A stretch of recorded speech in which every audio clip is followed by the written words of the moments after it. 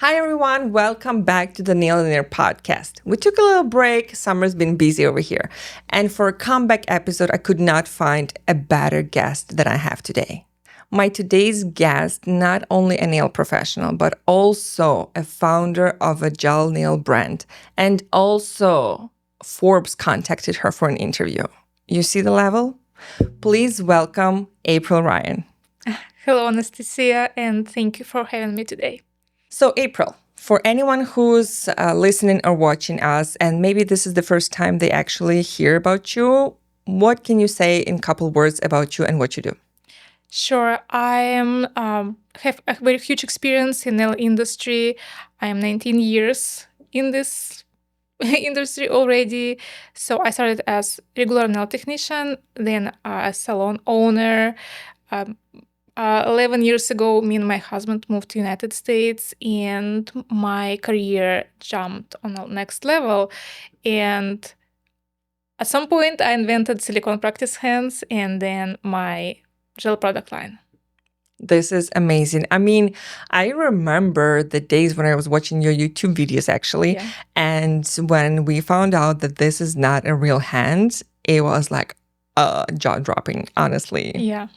I immediately ordered one for myself and it looks so realistic. They've been so viral at some point, and now I'm proud to say like the whole world are using Red Iguana silicone hands. Absolutely. Tell us a little story. How did you come up with that idea of even doing a silicone practice hand? Because, you know, a lot of people would just start doing gels, but you were so creative. Yeah, I started to work as content creator here in the United States because I knew so many techniques from my home country, and I wanted to show it to everyone. And my video just boomed. It's been everywhere, as you said, YouTube, Instagram, Facebook, everywhere.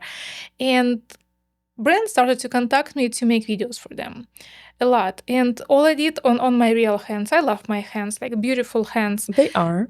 Thank you. But it was too much for my hands, especially with my sensitivities, because at some point I was filming like 5 videos a day. Can you That's a imagine? lot. Remove, apply. And I wanted to find the models. Sometimes I invited my clients. I made them huge discount to use their hands. But as a night owl creator, I cannot find a perfect model for nighttime. And sometimes models just not a good models. They're busy or like it's not always perfect. I was like, how can I use my own hands without damaging? And then I came up, what if I will just copy them? And I started research to just make a copy for myself. Not for sale. It was just for me, just to be able to produce To more continue video. work.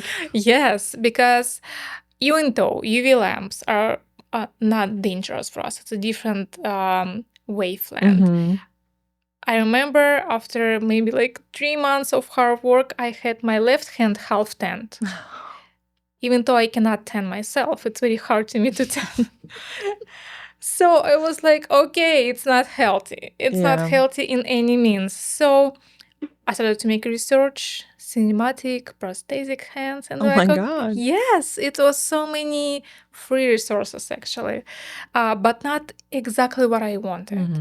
So I started to work. It's a process. I spent so much silicone, so much molds, gypsum, plasters. It was a process, and then I created the prototype, and it was beautiful. It wasn't perfect because I still have my first version of my hands. And I started to use it in my videos. And people like, what is it? I want it too. And I was like, I cannot produce it for mass. It's so much work to just one hand. Yeah, and I found Tim. I found the guy who was working in a cinematic sphere, like field.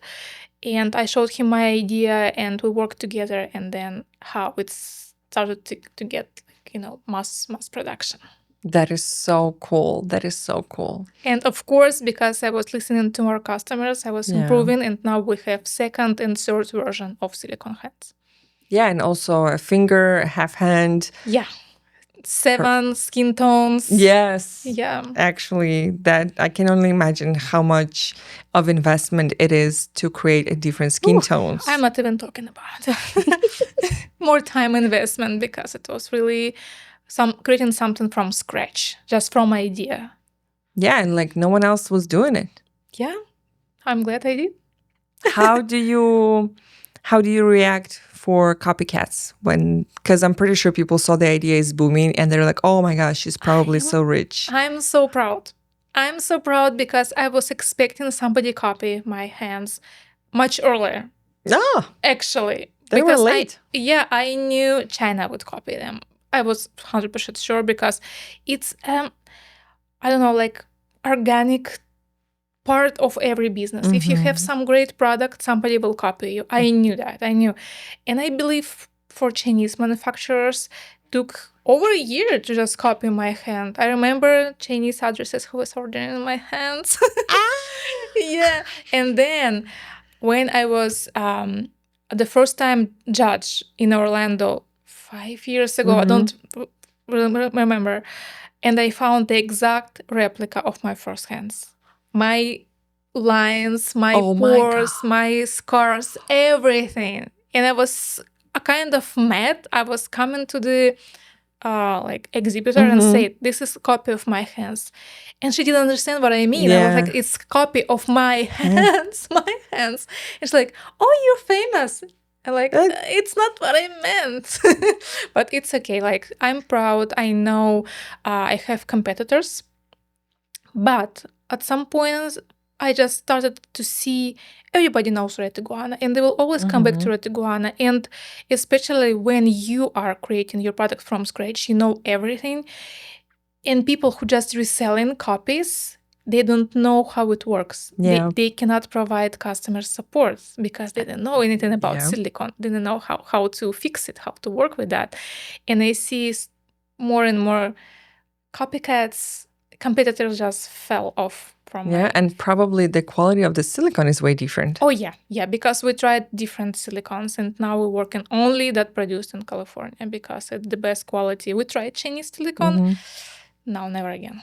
Dang. Yeah, we fortunately we didn't sell it. We only tried that, like only came to test mode, and like That's all. No, that's it. But how freaky is that to see your own copy of your hand? Someone else did it. Like, how did you guys do that? Like, wow. I think it's the same method as I copied my hand, but they just used they copied your hand. Yeah, just silicone hand. Well, that's never an original, so exactly. So I'm proud of my invention because I did it first. I'm glad I gave a great idea to other businesses, but I know I always been first. That is so true. And it's all you, no? Yeah. You are having you're not afraid to have an unpopular opinion. Yeah. You're not afraid to start something that others don't do. Exactly. And I remember somebody say, like, you selling body parts, like copies of your body? I'm like, yeah, why not?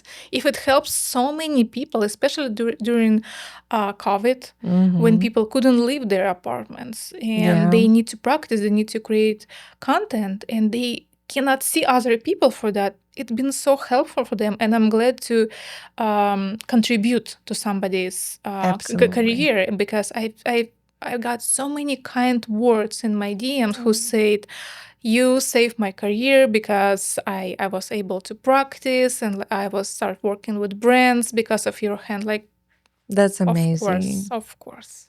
That's amazing. You were one of the first. I don't want to say the first because I didn't do a very deep research on that.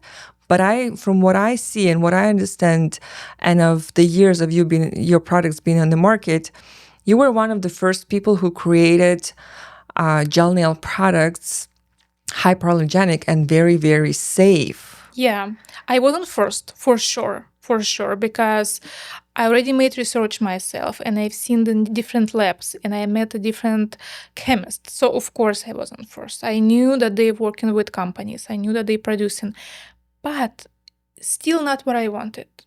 How did you know what exactly you want? Did you know like specific components you were looking for or consistency? Not yet. Not yet, because I didn't have my chemistry education at that time. I only had the idea.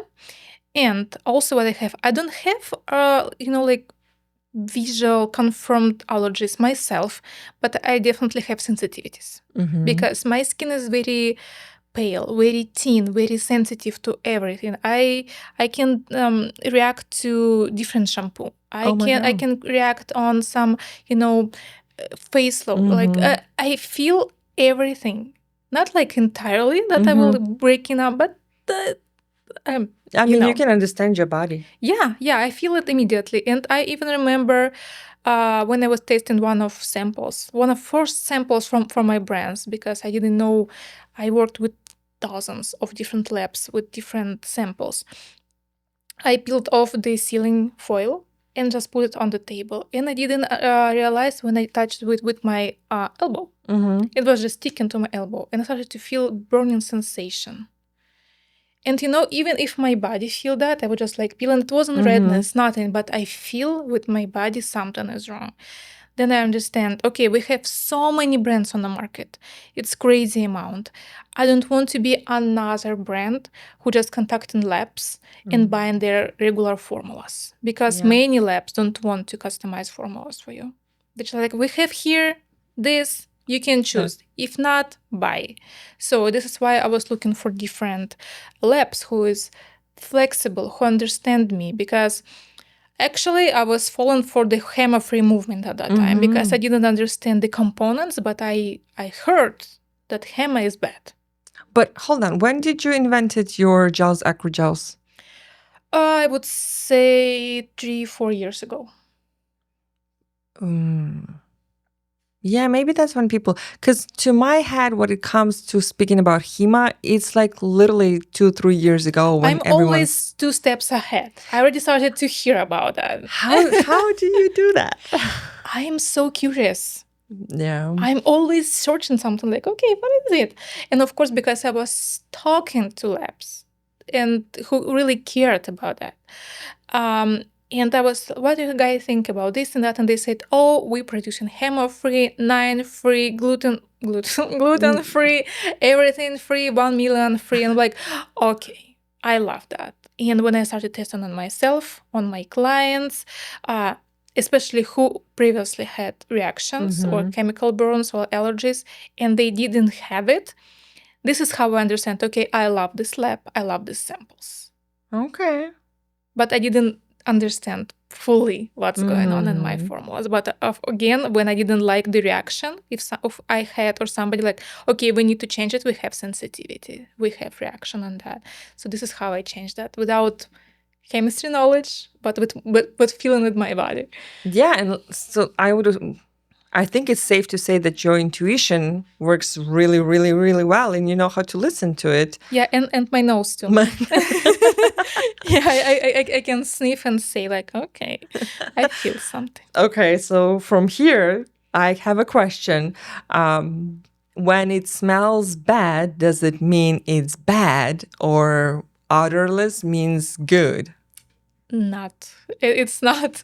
So sometimes you can smell some gel polish and it smells so strong.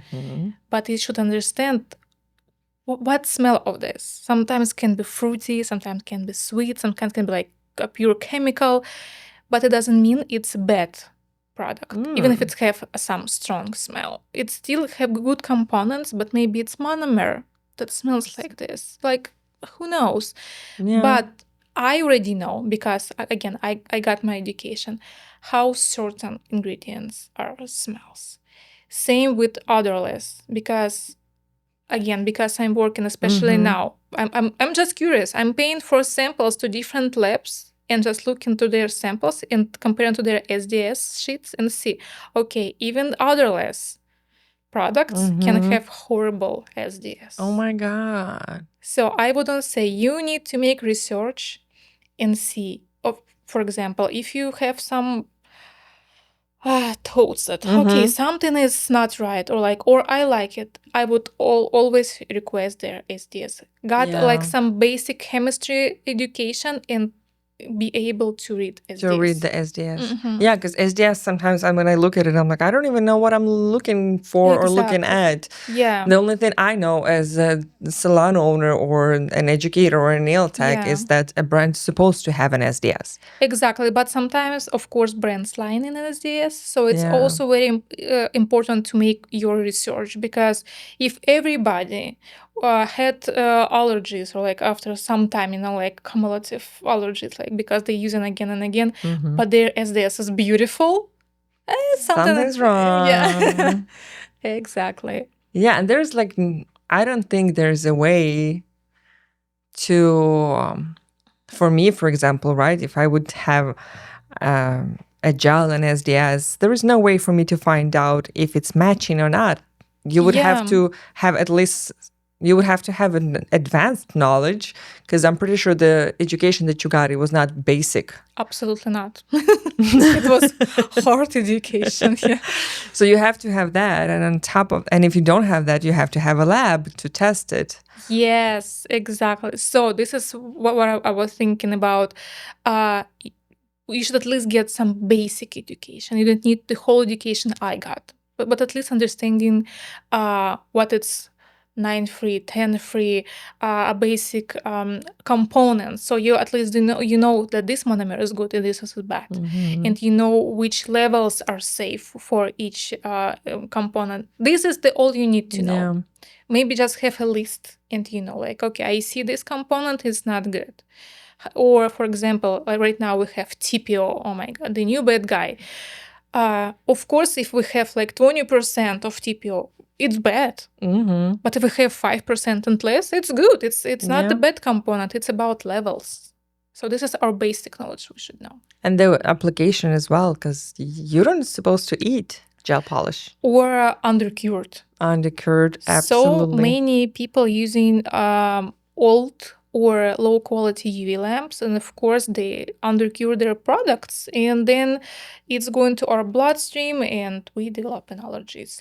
It's many different things that can cause your body to react. Of course, low quality products give you more chances than high quality, because it seems like food, I would say, right? Absolutely. Yeah, because if it's a high quality food, you will not get your food poisoning. But if you eating spoiled food, you will get sick. And the same if the chef is cooking and it's his third day at work, there's a chance he may mess up some food. Or it's undercooked. Yeah. It's same. Like, you need to know what you're doing. How to work with all the products. Yeah. It's very important. That's why education is so important. 100% agree on that. Like, education is the key for whatever it is. Yeah, I never stop education. It shortens you the time to get to your goals. Yes, I never stop learning something new. So we're talking about the TPO a little bit too. EU banned it, bad guy. The researches are, to me, hilarious, honestly. You test it on animals. Like, first of all, don't test stuff on animals. Yeah. Second of all, don't compare humans to animals and the way we use the product. Yes, because what they did, they was fed male rats. And they had, which problems? They had like... infertility? Yeah. Low count of sperm, something like that. Like, we're not eating TPO, actually. And the fact that dentistry still not banned TPO, like, what? Where is the logic? Why? And I'm sure every feeling we have contains TPO. Like, we basically eating that, right? Eating, but it's not banned. This is so funny to me, and I afraid that actually it's usually it's in Europe, because it's not banned in China or United States. They will better to ban it in dentistry than revoke the ban, because this is how I feel about this ban. I mean, yeah, if you already banned it in this, then okay, let's ban it in all other products too. Yeah. Why just targeting nail section? To me, it feels like someone wanted to make some extra money. I don't know. But that's my controversial idea. Yeah. because of this, I get so many questions about this TPO. Yeah. I think even more than I had questions about HEMA, probably because HEMA wasn't banned. Yeah. But there's two things I want to talk about with the TPO. Yeah. And the first thing is that FDA banned MMA. Yeah. But firsthand know that people are still using it. And the way I know it, because these clients come into my salons Oh, and yeah, we all the need to time. remove that. Because they buy it everywhere and in gallons. Yeah. So yes, there is here in United States, we have a product banned. It's because we don't have any regulations. Because, for example, in Europe, to just even start to sell something, to put on the shelves, you need to go through a different testing, to documentations, licensing, and somebody should, for example, if we are United States brand, we should have some responsible person there who will be represent our brand. And if somebody have any issues, they contacting them and going through all the processing, what's going on. So you cannot put your products on the shelf in Europe unless you will show your documentation and going through lab tests. Lab tests. See? Here, you can just buy whatever and put on the shelves. Nobody cares. This is why we need like additional steps of some licensing for products. I would love to go through. I know it will be difficult process, but at least we will have much less dangerous level products. Yeah, products available on the market because Yeah, this is why I actually didn't know that people can develop allergy to TPO because me, myself, or my clients never had that. Actually, in whole my career, I never used, some no-name, Yeah. low-quality products. I always tried to buy something better. If I couldn't afford it, at least I was using the base products, higher quality. Yeah. high quality. But here, nobody cares. And because I'm still in my chat with my classmates in my chemistry, their clients had TPO allergies. Oh my God. It's not like it's been confirmed by like some doctor, but they're just using different products. And when it's been contains like HEMA, like okay, we wouldn't have problems with HEMA, but at least it has TPO. They had reactions. I'm like, okay, interesting, because I didn't know people can have allergies to TPO, but some people can because it's been high level. And as my educator said, it's been really $2 gel from Amazon, from AliExpress. Can you imagine the level of TPO? Because they was putting They high just levels, pour it all in. Just because they need it cured fully. Yeah. This is crazy. Yeah. There's so many things we don't know. Oh my gosh. Yeah. And I didn't know it like maybe like I found this information like maybe like a couple weeks ago. When my educator shared that, like, wow, I didn't know. I thought just, like fear mongering. No, you can, but if you're using really bad gels. Yeah. I was also I do talk with so many salon owners. They buy supplies from us. And a lot of people concerned about a lot of brands. Yeah. And there is, I heard a thing that people are thinking that some brands are going to take the bottle. That's the product that was made a year ago. Yeah. And they're going to take off this label and print a new label that says no TPO on the bottle. Okay. And sell it in Europe, in United States, whatever it is, just by changing the label. Do you think that can actually happen? I believe so, because we've seen this not in nail industry only. We've also seen it in the food industry, right? When they just print in new labels. So I believe it. But again, if it happens in United States or China, we don't care, because TPO is not the bad component. We are good. But in Europe, it's kind of against the law. Even though I don't have anything against TPO, don't mess with the law. Yes. Another thought that I hear a lot of stuff. I already said this a million times, but I do hear a lot of stuff because I talk with nail techs during their classes when they buy supplies. I talk with salon owners, talk with so many people. And it's so interesting that I've heard a version of what's going to happen next with the brands that their products are banned because of TPO in EU. And someone said that all these brands that have TPO, since they cannot retail it over there, they're going to ship it all to United States, put a half off discount, and America will eat it. Give me two. What are your thoughts on that? I mean, it's a great marketing. Why not? Because again, TPO is not bad. Like, unless they have like levels. If the levels are safe, great. Why not? It's a great deal for United States customers. You see, and that me and you, we know that, and it's a great product. And if you're giving me discount only because you can't sell it in EU, I'll buy too. Yeah, exactly. But people, they are scared. They think the TPO is so bad.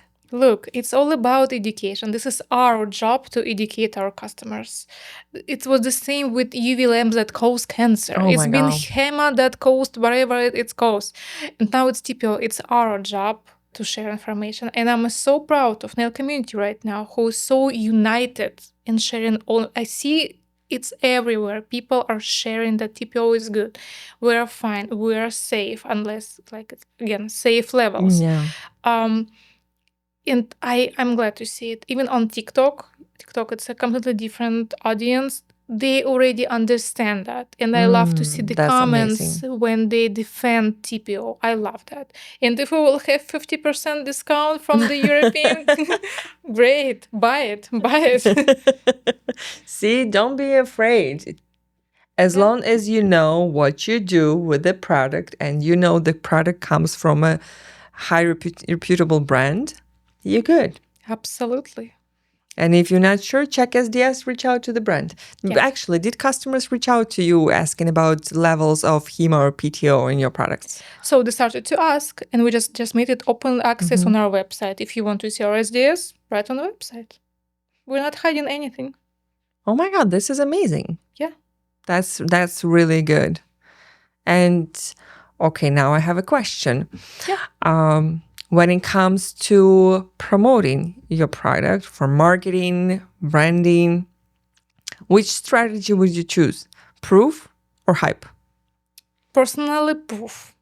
Because I love to prove that my products are this and this and that. Because I see so many companies who is choosing hype, and they are causing bad reaction and health decrease to their customers. So for me, I better have less customers but healthy, and I will prove that they will be healthy with my products, with my SDS, with my formulas. So yeah, proof. I'm the same way. I believe proofs more versus the hype. Yeah. Well, with the hype stuff, we'll go for nail art. But when it's basics, we need the proof. I believe that hype is a good bonus. It's a great bonus after you proved your... Yeah. Oh, that's right. Especially when you have not popular opinion and it turns out that it's actually true, it's valid, you have proof. Yeah. Then it's going to go viral for sure. But not like you starting from hype and low quality and then you're trying to save your reputation and start to prove yourself. I really, really like the way you think of doing business. It's amazing. Thank you. I have some questions prepared over here and practical chemistry. Let's say it like that. So the 3 things a nail tech can do this week to reduce risk without switching their whole system. Check their UV lamp. It's the first thing that they should go. Then check the labels on their products. So if they don't have dangerous ingredients, we are good to go. And if you don't like something, request SDS from company. This is 3 things I would do. I love it. Okay, now... I can add. Yes. I can add check your application. If you applying all over the place on the skin, it's a bad tool. Check your application as well. Yes. And here comes education. Education comes back Yeah. every single time. Yeah, because not everybody have education about chemistry, and you could not understand what exactly on your label, on your products, or on SDS. But if you checked your UV lamp, it's good, and you Know how to apply yeah, the product. you know how to apply, right? It's not applying on your skin. You already fixing like I would say like 70% of the issue. Yep, absolutely. Next one. Red flags on SDS that should make you pause. Yeah.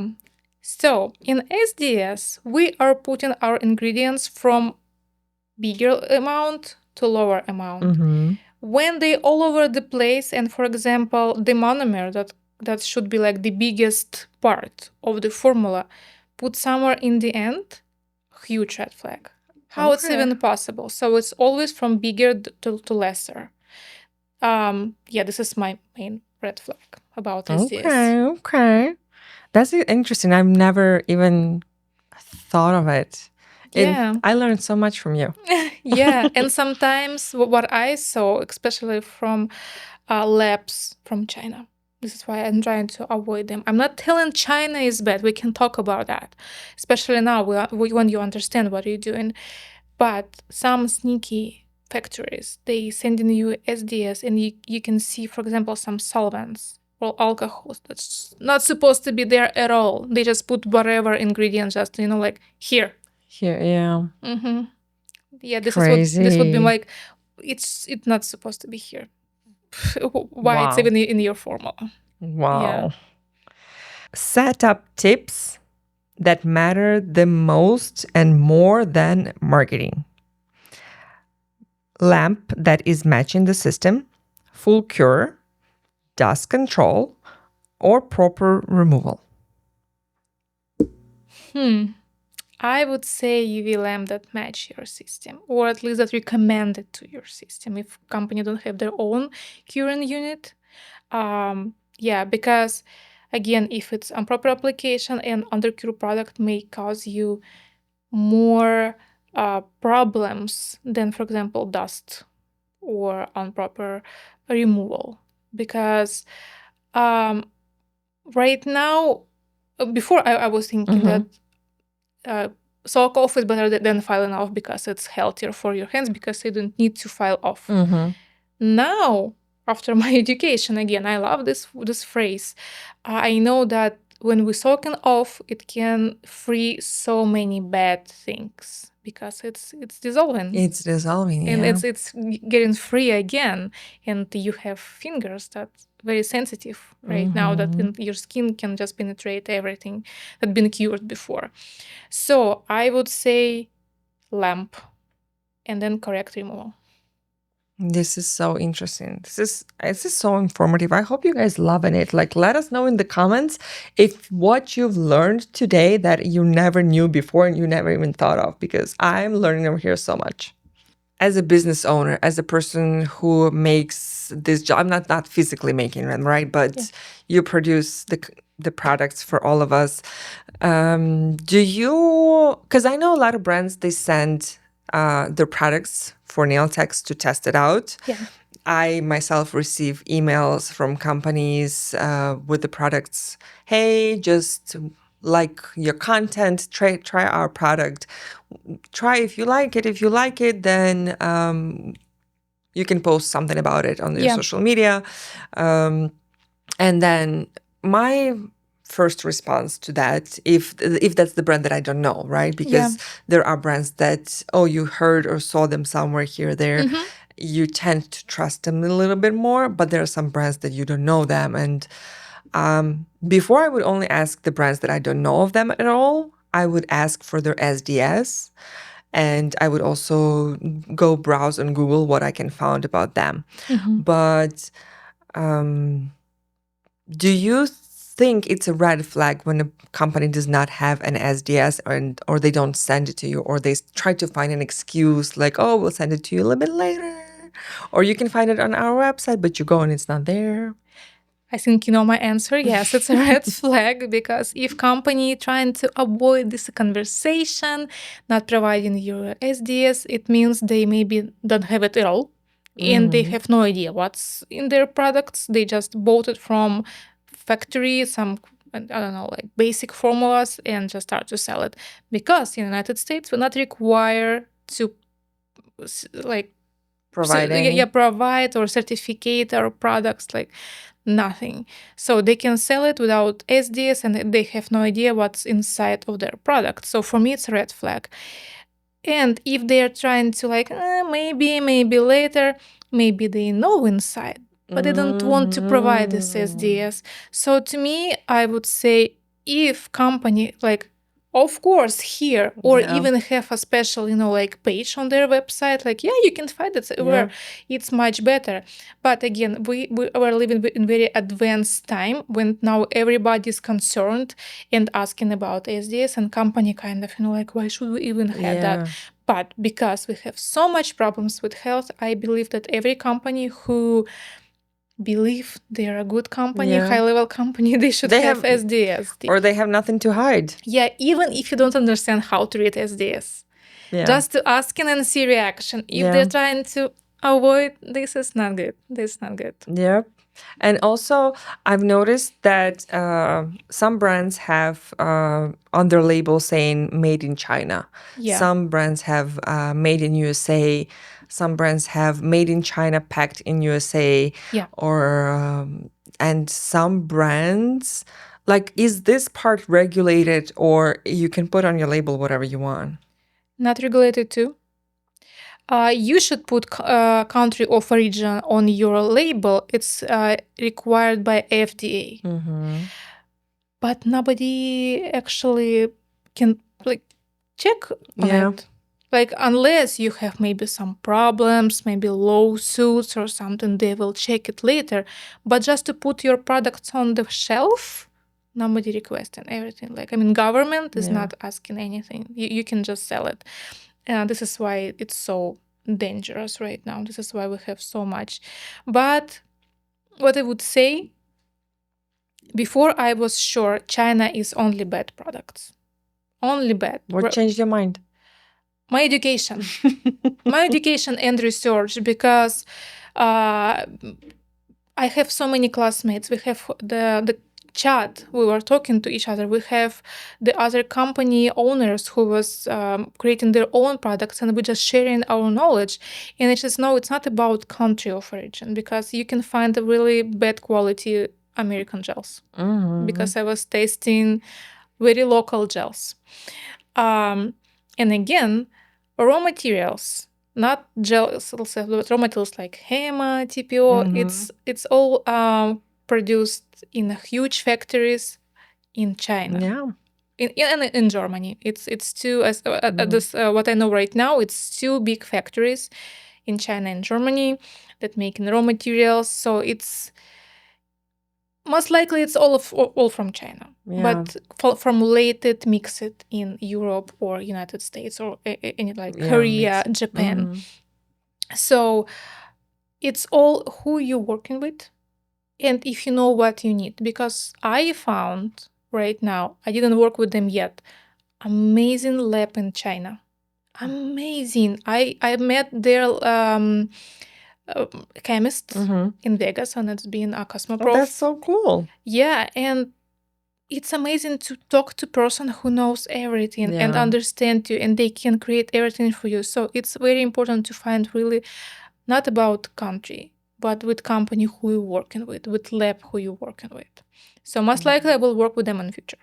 That is so much information, but also makes me think that I can buy some products in, I don't know, Africa, that no one makes them there. But what if I found some and I can put that made in America on the label? What made you think that? Buy a sculpture made in South Africa. That's true. That's right. Yeah, actually, yes.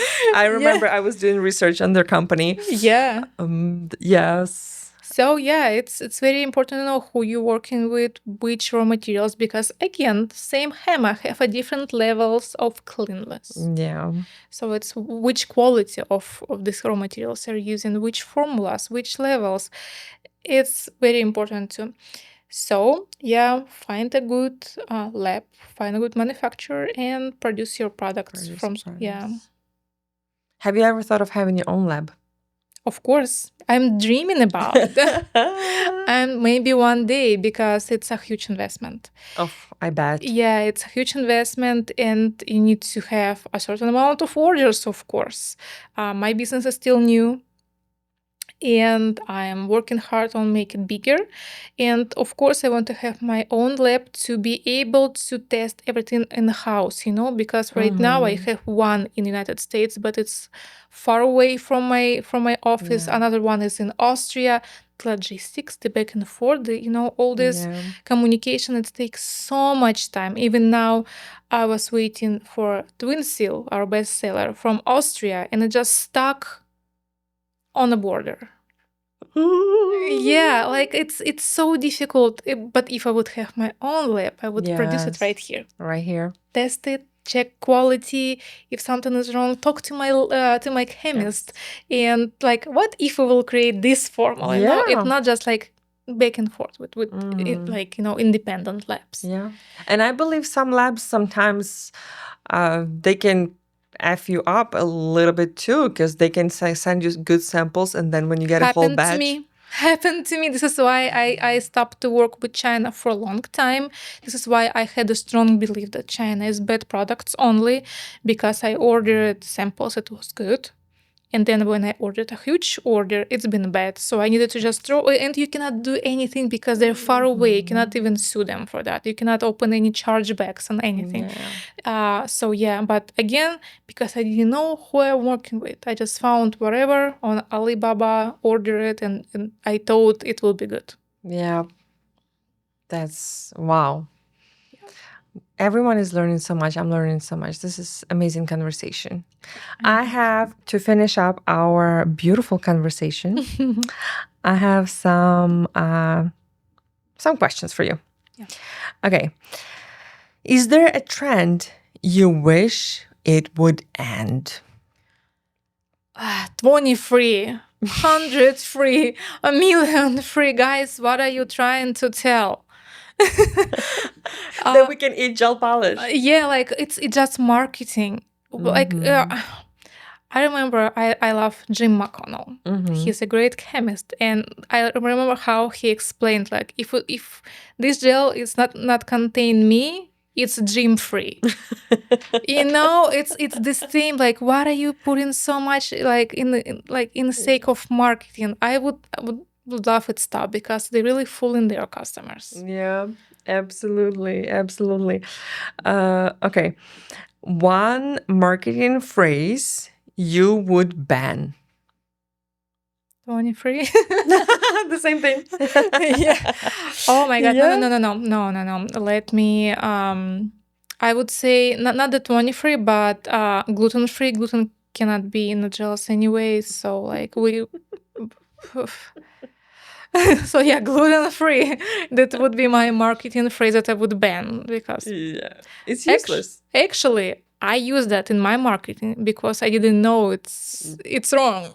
But I admit I did it. But then I just quietly removed this phrase from me. Slowly. Yeah, like, oh no, that's stupid. Are there any tests you always run before launching any new formula or any new product? Yes, we have a focus group. Actually, yeah. That's so cool. I'm not just testing on myself, like, oh, I love the performance, oh, I love how it smells. No, I'm testing sample on myself. If I like it, I send it to our focus group, or like studio partners. We call them studio partners. It's independent nail technicians who's working with real clients, and they testing our products after I approve that. Because who knows, maybe my sensitivity wasn't enough for this product, Yeah. So I send it to our studio partners, and at least 30 independent nail technicians who working actively, trying on their clients, and if it's working well, put in production. Love it. I love it. If salons could fix only one safety habit, what do you think it should be? That's a hard question. Just one. I would give you the list. I would say always keep clean your surfaces, because dirty implements, dirty tables, dirty towels, it's always lead to illness, diseases. So yeah, I would keep everything clean. Not only formulas, because again, it's my main topic, it's my favorite topic, but cleanliness overall. Random question that I just thought of. You have your own product line. When you go get your nails done, are you bringing your products, or you let them use whatever they have at the salon? Sometimes, if I'm going for the first time, I'm trying to walk to the same place. Because sometimes I'm making my own nails at home. We don't have time for appointment or waiting for appointments, because I need, for example, right now. Yeah. But if I'm going somewhere, it's trusted nail technician. First, I have at least 2 studio partners in Las Vegas right now, so I'm going to them. I know they have my product. This is my gels right now. On the top coat is not Red Iguana and not ready. Or it's trusted. I see what they're using, because usually they tag the companies. Or I let them like perform. And I'm letting them know in advance I have high sensitivity. Yeah. And they trying to pick something from Something me. special? Yeah, because I don't want to stress them out. It's not like, it would be rude to say, oh, Yes, I'm absolutely. actually have my own nail product. Yeah. No, you're using this one. I wouldn't say so. Studio partners is a different thing. They already know who I am. They already have my products. They love that. They approve that. But if it's somebody new, I'm telling them, can you use something less harmful? And when they try this, they always let me know if you had any reactions. And usually I never had any problems. Even though it's different brands, I'm good to go. I can feel maybe like a slight, like tangling. But because just one time use, I'm good to go. Next time, if I will feel something that I didn't like, I will bring my products. Yeah, to be safer. Yeah, but because I don't want to stress them out from the first time. Use this. What is that? Yeah. Some salons don't allow to bring other products. Yeah. And I'm very chill client. I will not just complaining like, I'm not using that. Like, oh, you're doing this differently. I'm not even looking at my nails after that. You did look like good from this perspective. Good. We're good, yeah. Good to go. Well, April, we talked so much about you in the business today. And I want to just to spend maybe the last 5 minutes of our conversation about you as a person. Okay. I know you for quite some time already. And at first, I was a little bit scared. Okay. Because I thought that, well, that's April Ryan. So many people think that. I'm so chill. April. How can I approach her? But then when I start talking to you, you are very kind, you're very open, and always willing to help. And I think, do a lot of people that interact with you and they realize how kind person you are, are they taking advantage of you? At first, people scared to talk to me. I already know that, and usually they talking to me through my friend. I don't know. It just worked like that because maybe they think I'm some snow queen or something. Maybe because of my face. Because sometimes when I'm just serious, I look mad, but I'm not mad. I'm having a great time. It's just my face. So I'm very helpful and willing to share to people who want to get that help. I will not be friendly or helpful to people who is, trying to make me prove myself. Because some people are really mean and they start in conversation like very, like jumping on me, like, oh, prove it, or like, who say that, or like, do you have any proof? It's not very nice. I will not help that because it's not very nice. I have very high self-esteem. I know what I worth. I spent hundreds of thousands of dollars of my education and my experience, because fails, it's part of your education. And I am chill. I'm willing to help the people who really want to get help. When they just coming to me asking for help and then getting mad, bye. I'm never helping again. I'm never giving a second chance. And I didn't have much cases when somebody took advantage of me, because maybe I'm giving that, personality that they cannot actually be in that way. Some of them being acting like we are friends, but I cut it very quickly, because okay, I'm helping you, but we are not friends, because I'm introverted person. I don't have much friends, but if I'm helping all the time, all my time, all my information. I will not hide it, but it's small circle.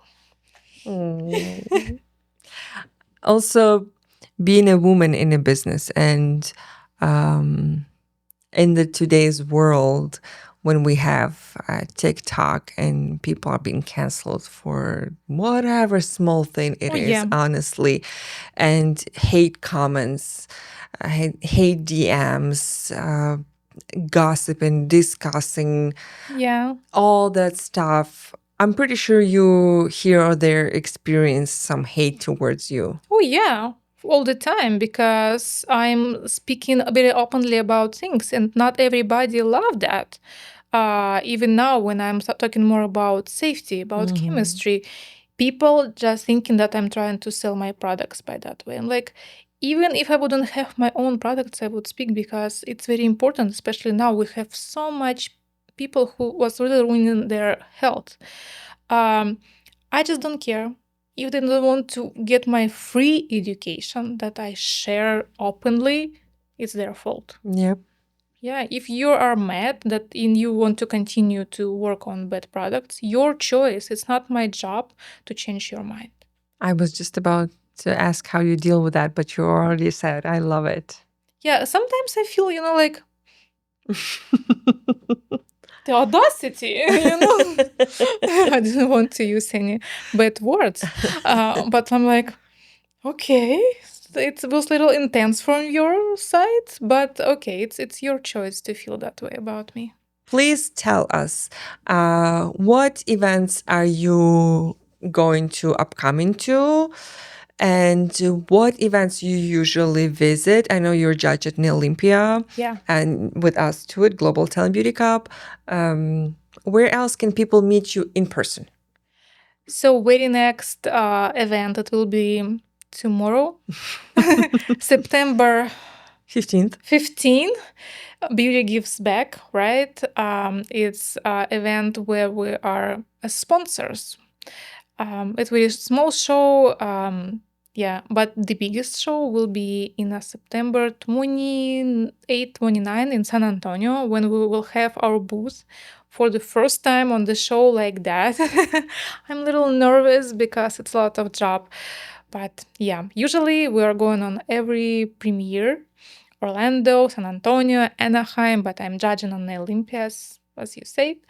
But yeah, this will be my first time with my booth. So excited. That is so excited. I cannot wait for this day to happen, to walk in and saw your booth there. I'm pretty sure it's going to be amazing. And your team will not let you down. I'm sure, because you're the part of the team. Yes. If someone has questions about any of your products, how can they reach out to you? Any contact information you can leave for us? Sure. They can contact me on Instagram to Ready Professional and ask our social media manager of any questions you have. If you have something specific about chemistry, you can contact me on Instagram at NailWealth. If you have any questions about orders, how to place orders, you can go to our website and fill out our contact form. And for the Red Iguana hands on Red Iguana Instagram. Yeah. Yes, exactly. Or the same, because it's same brand, different, Sister same brand. umbrella, different brands, but we're all the same people who is working on that. Beautiful, beautiful. Thank you so much for joining me, for flying all the way from Las Vegas to Chicago to do this interview. I am the one lucky one to have you here and to speak with you. I really appreciate your time. And I can now wait to see what the future holds for you. Thank you so much for having me and for this great conversation. Bye.